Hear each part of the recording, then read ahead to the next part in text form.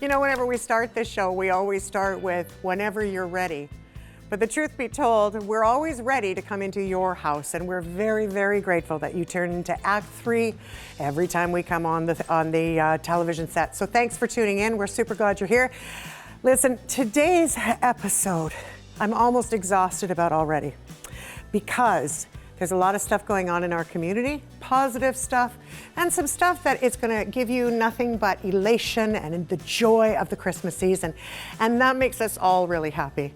But we've also got a few things that we always forget about at this time of year. And so it's really important that we consider, what does it look like for people that are maybe not about to have such a good Christmas? And we'd like to inspire you by some of the stuff that we can do as a community to help out. We are delighted that you're here. I know I say that a lot, but I really am glad that you're here. I've got the Christmas spirit. I hope you do too. Enjoy the show, grab yourself a beverage, and let's get started to Act 3. I'm sitting on the edge of love and happiness. Never experienced such a moment as this. So if you got that good feeling in your body and you want to bring this moment to life, come with me, we'll hit the town. Let's go right now and live the life. I just want to shine like the sky up like a sunset, living with no regrets. I just want to shine. Thanks for joining us. I'm your host, Kevin Wagner, and I'm joined today with John Boys. He's from the Wisteria Community Association. John, thanks very much for joining us. Thank you very much for having me in Act 3. For our viewers that aren't familiar with Wisteria, what can you tell us about your association? The Wisteria Community Association started several years ago because of a lack of community facilities in Nanaimo. There were some, definitely. Salvation Army, the food banks, they've always done an amazing job. But Nanaimo needed more. We saw the need, so we stepped up and we created Wisteria Community Association and our primary project, Stone Soup. And I understand you guys had a big year. You've had you now have access to a commercial kitchen. The Stone Soup program seems to be like a very key cornerstone of the association. Absolutely. We started in somebody's backyard, and over the years we discovered that we needed something better. So we got a bunch of donors on board, lots of local donors and construction companies have came on board to help us build an actual commercial quality kitchen adhering to COVID standards. Right. So we did that on Fitzwilliam Street, just across from the big church. And that's carrying on, like I say, that's been a keystone of the association almost from day one. You guys, it sounds to me, are in a much greater position to be bringing that out to the community now. And it's serving a large part of our local homeless population, the people that are in less favorable circumstances. It's serving a big part of our community. Absolutely. Well, and you were also telling me it's a bit of a mobile program. We sometimes think of these soup programs where there's a destination that people can come to, but yours is very mobile. It moves throughout the community. I think it hits up to, is it 4 stops every evening? Is that, at least am I getting there? Yeah. So it's interesting how it's bringing this service to people where they need it, as opposed to asking people to come to where you guys might be situated.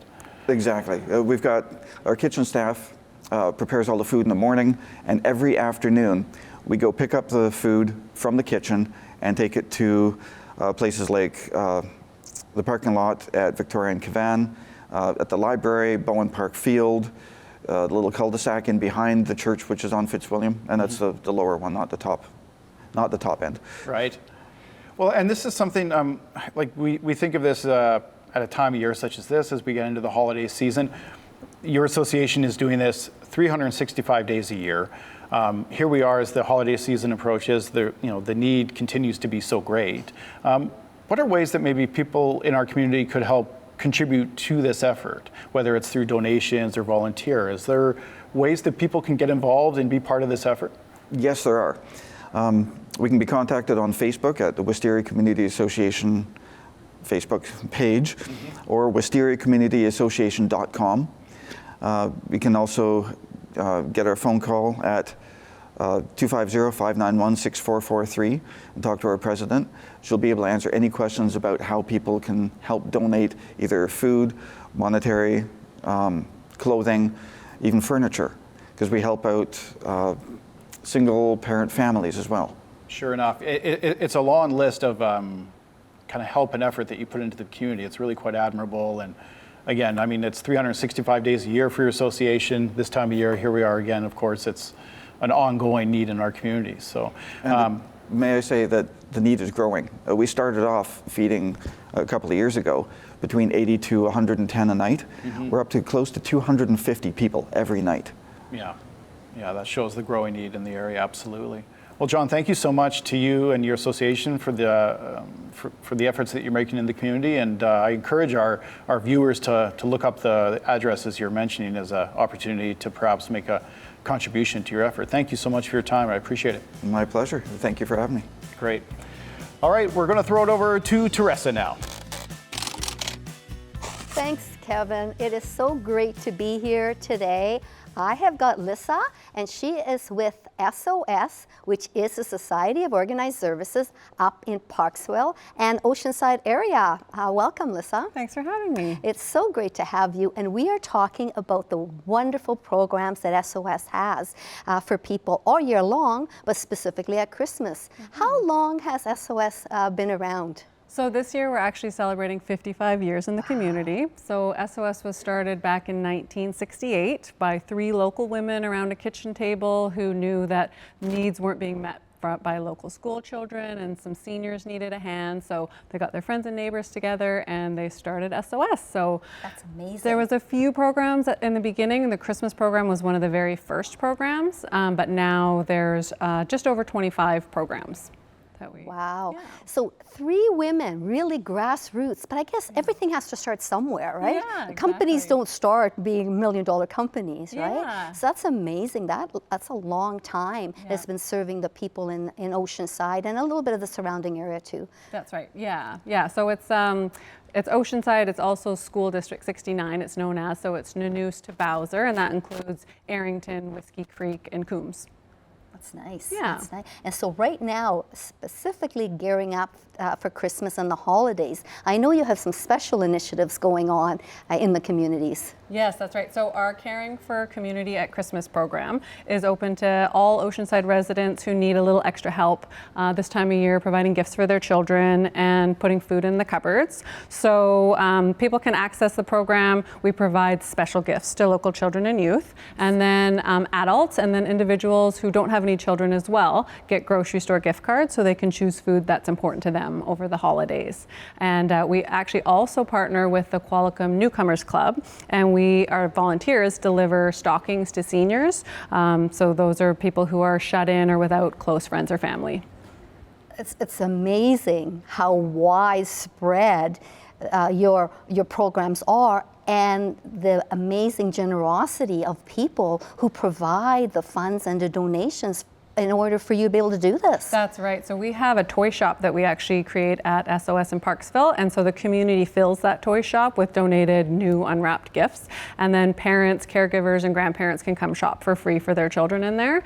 So it's a beautiful place, and it's very overwhelming for anyone who comes through the toy shop. But yeah, and then we take all the funds that we raise at Christmas time go to the grocery store gift cards. It's really nice that you're also doing the gift cards so people can buy groceries, because sometimes it's not a toy that they need. They might be elderly and they might not be able to buy that special food for Christmas. Yeah, and seniors, it's nice they can bring something to contribute to the dinner, or they can have a gift for their grandchild and that kind of thing. So it's really all ages that it supports. That's great. So how can people donate? So they can go to our website, all the information's there. So they can make a financial donation online, or they can bring in a new unwrapped gift gift to our community services center in Parksville, and we'll put it in the toy shop. Wow, that's great. And of course, you have a lot of sponsors. We're not going to name them, but they're all on the website. And Yeah. there's amazing initiatives that that businesses and individuals are doing in Oceanside. That's right, and they really help us stock the toy shop, and it's because of them that we're able to provide the program to residents in need. Great. Well, Yeah. thank you so much, Lissa, for being with us here today, and good luck with the program, and continue the great work at SOS. Thank you very much. So now we are going to go over to Abigail, who's going to be talking about the great Nanaimo Toy Drive. Lots of toys, great fun at Christmas. Thanks, Teresa. Hi, I'm Abigail, and I would like to welcome Crystal and Jen, volunteers on the Great Nanaimo Toy Drive. Hi, Crystal. Hi, Jen. Thanks for joining us today. Hi, Abigail. Thanks Hi. for having us. Thanks for having us. So I understand the Great Nanaimo Toy Drive is the largest toy drive in Nanaimo. Can you tell us when it began? Yes, it began in 1983. So last year we just celebrated our 40th anniversary. And it started by a group of women from what's known as the Act3 group. It was a group of women back then that wanted to donate toys. They were used at the time, and they just refurbished them and gave them to the community to help families in need. And now it's become this grand, huge 41 years of giving to all of Nanaimo. Amazing.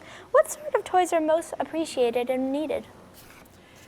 We are looking for so many different things. Some popular things that are coming to mind are going to be like Lego, books, stuffies. Two of the age groups that we find that we're looking for more donations from are from the age group for 0 to 2 years and for teens as well. So I would say, Abigail, what would you like for Christmas? And something along your list, maybe something that we may need for the toy drive. Is there a deadline for donations, and what are your locations? So the deadline for toys being donated this year is going to be December 11th, And however, the toy bins are going to be available out until December 22nd. So any toys that make it into the bin after the 11th, we're just going to tuck away and have them ready to go for next year. And I also hear that you guys are involved with the Nanaimo Clippers. Yes, on this Friday night's game, they're going to do Stuff the Truck. So VI Drives is going to have a truck there, and anybody coming to the game can bring a brand new toy. There'll also be a bin to donate funds. If you have some money you want to throw in there, we can shop for you. Awesome. How can kids and others get involved to help? One of the biggest things that kids can do is tell their parents that it's so great to come and volunteer for the Great Nanaimo Toy Drive. We're always looking for more volunteers, and helping the community to fill up those bins out there is definitely going to help with how many families are we reaching this year? We are already at 600 families, which is about 1,320 kids in the Nanaimo region, and we are going to probably be at about 1,500 kids by the time the registration ends on December 2nd. So how many more is that than last year? We're already at 20% over from last year. Wow. Yes. Well, thank you so much for all you are doing for our community and for making Christmas so special for so many families. Over to you, Jeremy. Thanks, Abigail. That's an amazing cause, and I think I'm going to take myself out this weekend and do a little shopping so I can find something to donate. Actually, I'm about the worst Christmas shopper you could possibly be. So to help me out with that, I've asked my friends Amber and Jason from Kalon Bath and Candle to come in and help me out, give me some ideas about what are some things that I can buy for folks this year. Hi, Amber. Hi, Jason. Hey, Jeremy. Hi. Amber, tell us a little bit about Kalon Candle and how you started. So a couple years ago, I kind of had this idea. I said to my husband, I'm like, I think I want to make bath bombs and sell them. We didn't know anything about making bath bombs or making soap. So we just kind of started out doing that. I found the name Kalon when I was looking through Pinterest. It was like one of those things where it shows the word, and it's Greek and it means moral beauty. And loosely translated, it means beauty is more than skin deep. So I wanted to make something that makes you feel really good in your skin. That's such a difficult thing for women and men to feel really good in your skin. So I kind of did a deep dive into ingredients, found really good, what was really good for your skin and what would make your skin soft and all those kinds of things. So I really put all that effort into my bath bombs and my soap. Then kind of started making sugar scrubs and body butters, and it just kind of I can't stop making. And we're going to look at some of your stuff in a minute. But you make all of this by hand. Yes. And it's really safe to use, right? I have very sensitive skin. You might not be able to tell on camera, but I'm always really picky. So sometimes I like handmade soap, but everything is safe for my skin and it's not going to cause me to break out or anything? No, everything that I use is very, really take into consideration, the sensitivities of people's skin. Everything I use is very high quality. And very ethically sourced. So that was really important to us when we started the company, to make sure that all of our ingredients is top shelf and really ethically sourced again. There are certain things that we make that are really good for people's skin. We have a clean soap that has no fragrance in it at all. This one here, made for a friend who has skin sensitivities. So we made this one in particular. It's just, there's literally nothing in it except for the oils and the butters. I do infuse it with chamomile. So it's a very, very, very clean product. The same with the bubble bath, which a lot of women have sensitivities to bubble bath. It's really hard to find a good bubble bath that doesn't irritate women. So I wanted to make sure I made something that has really high quality ingredients. I use foaming silk, panthenol, all the good things. You get a really good bubble bath out of it, but without the irritation to it. Excellent. Yeah. Jason, can you tell us where we can find more of your products? I really want to spend a lot of time with this and get to know it. So where can I learn more about your products? Absolutely. You can find us online at kalonbath.com, on Instagram and Facebook. And we'll also be at the Winterfest downtown Nanaimo at the Conference Center December 13th and 14th. Sure. Can you tell me that website one more time? kalonbath.com. That is an easy one to remember, but somebody's going to put it up on the screen just so the people at home can follow along. I'm looking over there and seeing some great beard stuff. Why don't you hand me some over, because I'm dying to smell it. Absolutely. So men's products as well. Yeah, so we've got the beard wash, we've got a beard oil, and a shave soap, and then we also introduced a beard balm. So if you're a beard balm guy or a beard oil guy, we've got you covered. Wow, beard wash. I'm gonna have to regrow my beard and buy some of this to use. We've got a lot more coming for you today. I'm gonna toss it over to Alexis. Thank you, Jeremy. Hello, I'm Alexis Middleton, and I am here with Julie Rushton with United Way BC.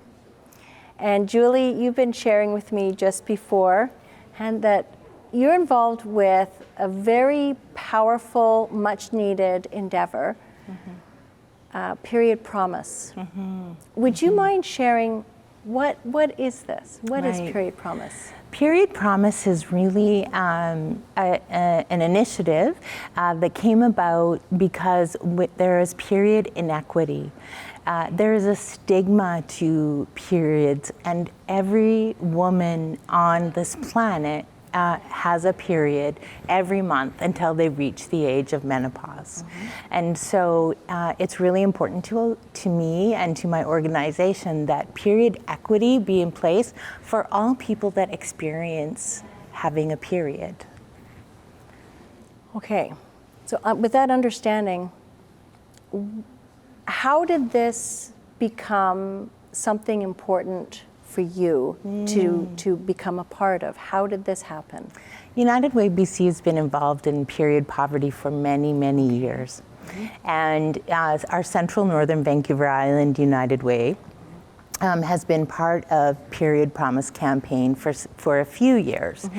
And as I was traveling throughout my work, I started having conversations with people about the impact that we were making by providing period products to community.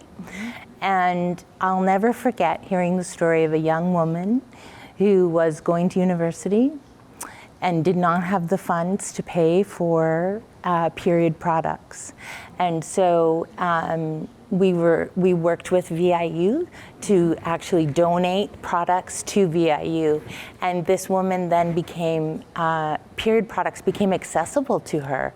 And she was able to go to school every day, not miss 2 or 3 or 4 days a month because she was experiencing her period. And I just thought, this needs to change. We really need to ensure that we get period products to every person who experiences a period. A period is a natural cycle, and we really want to work to reduce the stigma. So one of the ways we do that is we have volunteers come in and provide support, so they count all of the products that we collect. And just a story for you to share is one of the volunteers this year was my own child, and he's 21 years old, and so he was helping me to count the products. And he picked up a Diva cup, and he said to me, "Mom, what does a Diva cup have to do with your period?" And so I was able to explain to him that this was a product that women used and how that product worked. And he left and he went home back to his bachelor pad. And he called me later that night and he said, "Mom, I bought Tampax for in my bathroom. So when my friends come over, if they have their period, they have Tampax."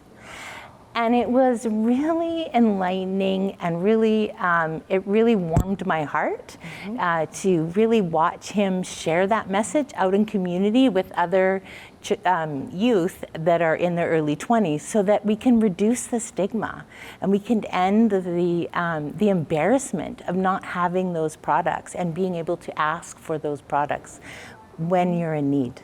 Well, and in sharing, this leads into just another question here, which is, in sum, what would you share would be a value, like a top value?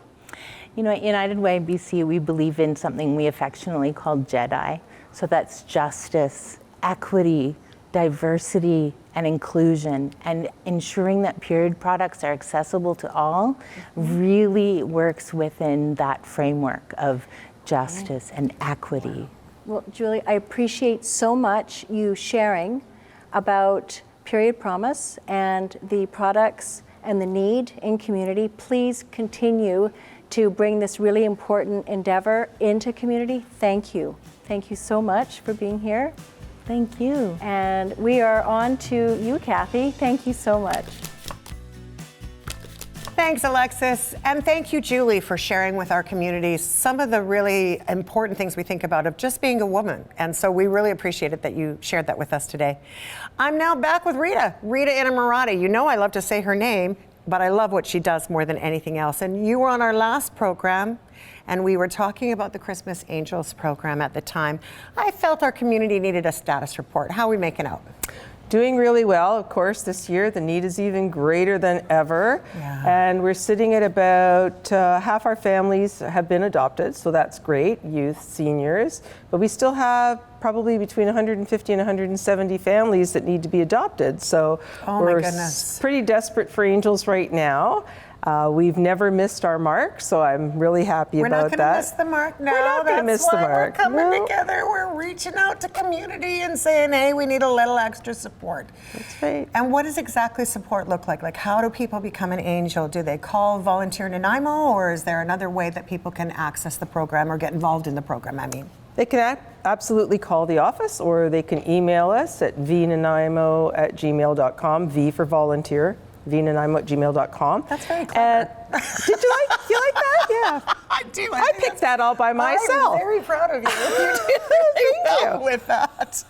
So Volunteer Nanaimo, for the Angel program, we need more than just volunteers though, right? We need volunteers. Are we still needing some sundries and Absolutely. gifts And that's the thing with with the Christmas Angel program. It's not just about adopting. If you can't adopt or you're just not in a position to adopt, because we certainly don't want to put a hardship on anyone.